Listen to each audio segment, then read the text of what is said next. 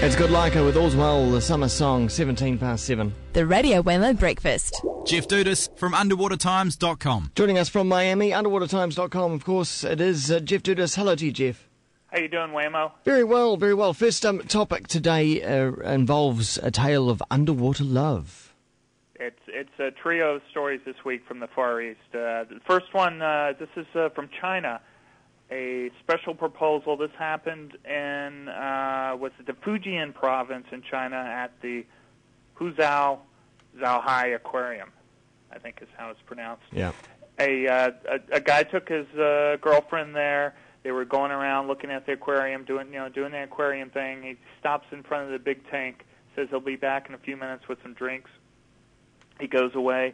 Next thing you know, the girlfriend sees this diver inside the aquarium tank approach with a couple other divers in tow, and they unfurl this giant barrier, and he basically proposes to her underwater, has some flowers, and sure enough, she accepted. She sort of leaned in and kissed the glass.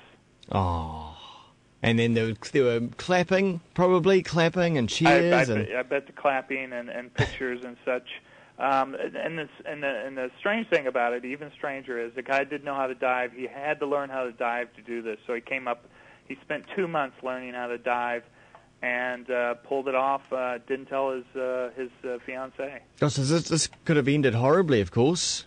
He could have got overexcited, could have tried to surface too quickly, got the bends, and he could have... There's no telling. There's fish in there, and there's probably a shark going around in the tank. There's no telling what's going on. He could have got torn apart in front of his fiancée. There's a million things that could have gone wrong. It all worked out. She was very happy, very surprised. Yeah. Okay, well, off to Japan now. Another strange story. There's been a lot of earthquakes around, and there's also been a spate of appearances of oarfish. And these oarfish are very strange fish. They live like 1,000 meters down. They can get up to 15 meters long, and they've been washing up on the shore. There's like 19 occurrences of this washing up on shore from the Sea of Japan into Japan. And supposedly they herald earthquakes, and this is sort of ancient Japanese lore that when these fish are coming, there's going to be earthquakes soon. And so there's a little bit of a couple things. One, the sort of fishermen, and two, the scientists are scratching their head, wondering why all these strange fish are showing up. They're very, these fish, they go back for a while, and supposedly the old stories of sea serpents came from these fish because they're sort of long and they have this frill sort of near the head. So when these fish have washed up before, the sea dragons and sea serpents, they're supposedly these fish.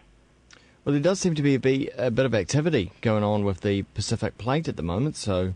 Well, that's sort of the question they asked these seismologists. Is there anything to the story? And they said it's just coincidence. No matter that there's all these fish showing up, the world's not going to come to an end.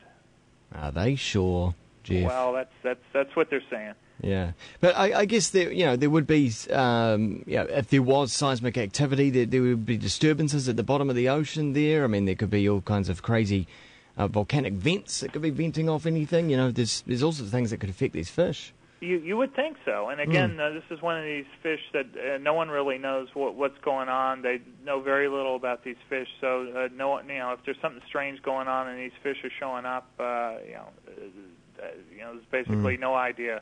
Scientists no idea what's going on or why. If these are actually linked to some sort of strange activities. Jeff, now we're off to Vietnam. Another strange story. I don't know if you've heard of this before.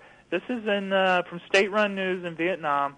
A 15-ton whale was found dead, and they decided to bury it in a giant glass tomb. This is in Vietnam, the southern province of Bac Lu. Evidently, the people worship whales as a god, and when one washes up, this is supposedly a great occurrence, and they've taken very seriously. So they started going to turn this whale into a giant temple. They've and again, it's a giant. This is, I think they said, about a 15-meter whale, They built this giant glass tomb, 17 meters long by 7 meters wide by 1 meter high, and they threw in a bunch of formaldehyde, and so they're going to put this whale on exhibit, evidently for several years, and build a giant temple around it. I was wondering if it was preserved or not, because I mean these things can get pretty ripe by the time they get, or by the time they wash up. I would imagine. I mean, even when they're washing up, they usually they have a bit of a smell to them.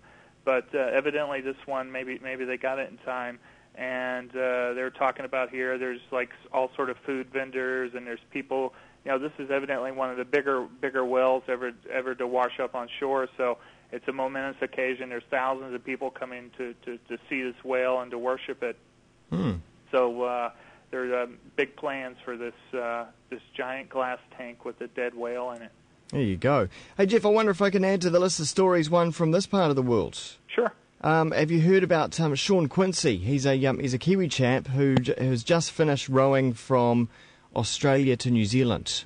I saw that story. I know of the story. I think maybe a week or so ago, I had a story. I knew he was on the way. Yeah. There's another one. I don't know if you're aware of this. There's some Kiwi chaps are going to jet ski from London to Sydney, and I think beyond to New Zealand. Have you heard of that? No, I haven't. Jet skis? Well, this is. I think it just broke last week. If you check out Underwater Times, there's a story about it. They're going to jet ski, and I have no idea how they're going to do that, especially around Cape Horn down South Africa. But the Kiwis are going to jet ski all the way. Wow! I wonder. How do you go to sleep on a jet ski?